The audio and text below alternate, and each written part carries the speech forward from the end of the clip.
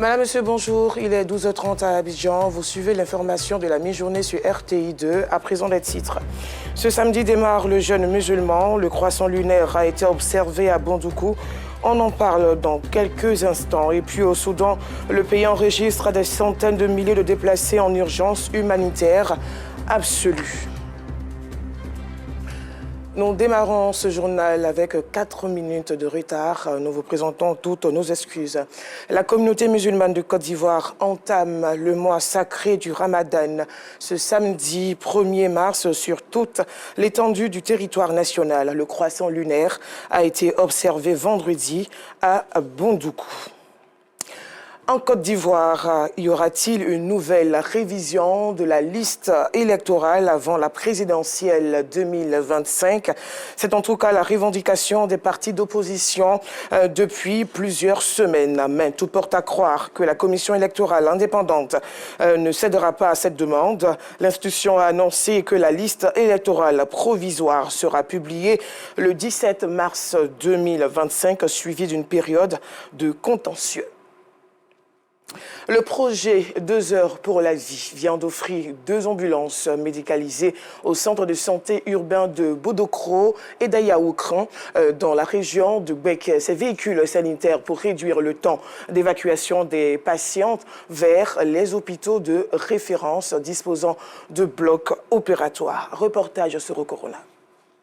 Les centres de santé urbains de Bodokro et d'Ayaoukran dans la région de Gbeke ont reçu 2 ambulances médicalisées d'une valeur totale de plus de 90 millions de francs CFA. Ces 2 véhicules contiennent du matériel, à savoir des aspirateurs avec accumulateurs, des brancards automatiques, 4 roues avec un système de relevage et ceinture de sécurité, des tensiomètres annuels complets adultes et enfants et des thermomètres électroniques.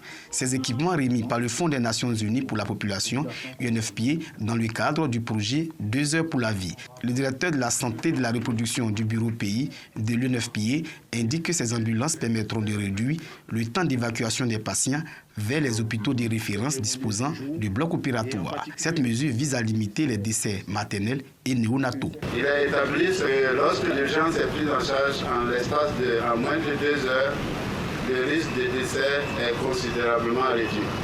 Donc il s'agit véritablement de mettre en application cette évidence au niveau de la région du Gbeke afin de réduire significativement les décès maternels. Le préfet du département de Sakassou, représentant le préfet de région de Gbeke, a remis officiellement les clés des ambulances aux autorités sanitaires de Gbeke. Il exprime sa gratitude à l'UNFPA et à son partenaire Takida. Je voudrais, au nom de monsieur le préfet de région, de Gbeke, préfet du département de Gbeke, réitérer nos remerciements appuyés aux donateurs en assurant que les bénéficiaires seront en faire bon usage. Lancé le 20 mai 2022 pour une durée de 5 ans, le projet 2 heures pour la vie est mis en œuvre au Bénin, au Togo et en Côte d'Ivoire avec l'appui financier de Tadeka.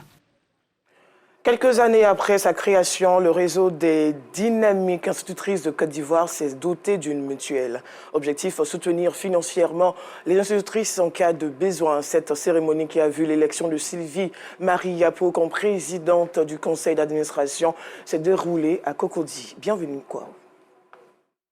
Ce rendez-vous du 13 février 2025 du réseau des dynamiques institutrices de Côte d'Ivoire à Abidjan s'est déroulé en 2 étapes. La mise sur pied de la mutuelle de l'organisation dénommée la MUDICI, qui a vu l'élection de sa présidente du conseil d'administration, puis celle de la trésorerie générale et des commissaires aux comptes. Seule candidate au poste de président de conseil d'administration, Marie-Sylvie Yapo. Les 4 autres postes ont été également pourvus. Ces personnes auront pour mission la gestion financière de la mutuelle. Étant dans ces 2 instances très importantes, c'est-à-dire les finances et le social, je me suis dit, mais pourquoi, pour une mutuelle qui va être créée, ne pas me présenter, puisque je me suis déjà frottée à la chose. Et c'est ce qui m'a motivée à me présenter. Je suis heureuse encore pour la PCA, cette dame qui est dynamique, une femme responsable. Vraiment, je pense qu'avec Madame Yapo Sylvie à la tête du MUDICI, on aura vraiment des belles choses. L'Assemblée générale ordinaire a bénéficié du soutien de la tutelle avec la présence effective de Yvette Kouassi représentant le professeur Maria Toukone, ministre de l'Éducation nationale et de l'alphabétisation. Plusieurs points ont fait l'objet de discussions, entre autres l'ajustement des statuts, le règlement intérieur et la limitation du mandat à la tête du REDICI. Nous avons des projets dans le cadre de l'entrepreneuriat.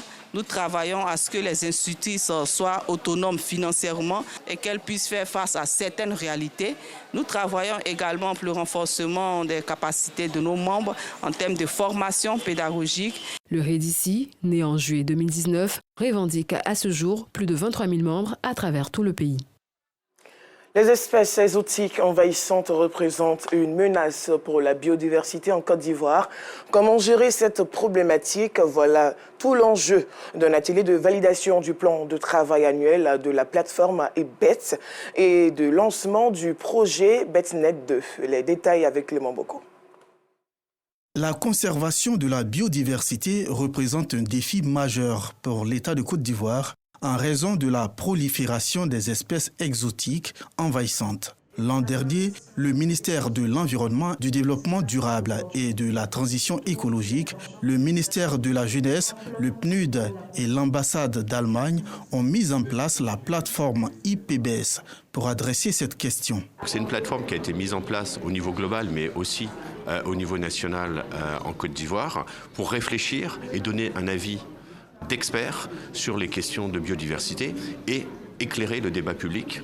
Donc c'est vraiment une interface entre d'un côté les experts, le monde du terrain qui connaît les problématiques de biodiversité et les gouvernants pour justement donner des données, des faits pour mobiliser les politiques publiques. À cet atelier, les mêmes acteurs ont validé un plan d'action pour agir avec le projet BETNet 2. Une fois que ce programme sera validé par l'ensemble des parties prenantes réunies ce matin, c'est de pouvoir décliner, n'est-ce pas, les actions qui ont été identifiées à travers le plan d'action 2025-2026. Donc, au fur et à mesure, nous allons décliner, n'est-ce pas, ce programme en action sur le terrain pour une gestion durable, n'est-ce pas, de ces espèces exotiques envahissantes. 60% des extinctions d'espèces recensées à l'échelle mondiale sont dues en partie aux espèces exotiques envahissantes.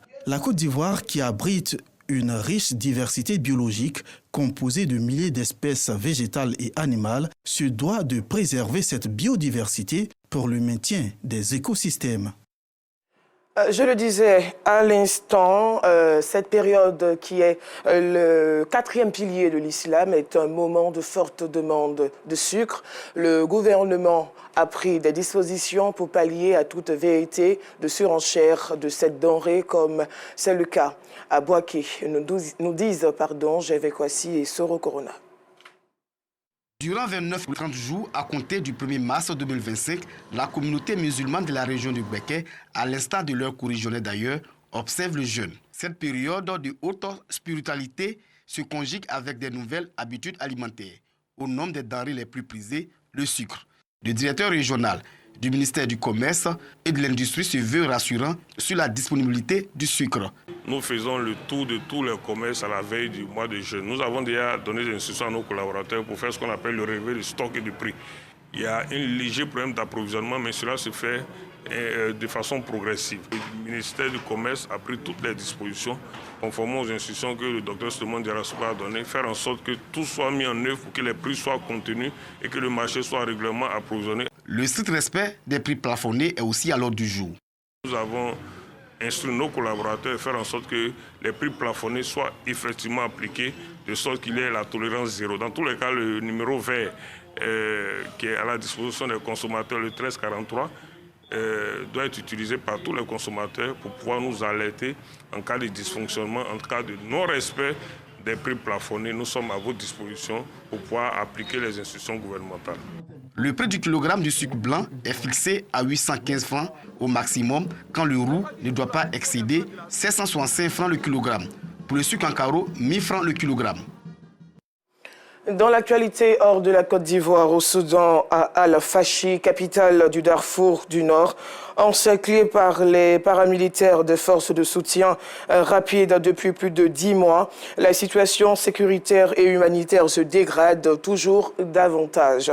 La guerre actuelle qui dure depuis avril 2023 a plus que fait doubler le nombre de déplacés qui ont fui vers les camps de Zamzam et d'Abouchouk, situés en banlieue où ils sont désormais pris en tenaille entre les belligérants. Le Parti des travailleurs du Kurdistan, PKK, a annoncé ce samedi un cessez-le-feu avec la Turquie répondant à l'appel de son chef et fondateur Abdullah Öcalan. Cette décision pourrait ouvrir la voie à une nouvelle phase politique en Turquie. Emprisonné depuis 2019, il purge une peine de prison à vie sans possibilité de libération conditionnelle. Et pour terminer, aux États-Unis, après un échange verbal d'une rare violence avec Donald Trump, le président ukrainien Volodymyr Zelensky a quitté la Maison-Blanche de manière précipitée hier vendredi. L'accord sur les minerais ukrainiens censé assurer un soutien américain à l'effort de guerre de l'Ukraine n'a pas été signé. Voilà, c'est la fin de ce journal. Merci de l'avoir suivi. On se retrouve demain.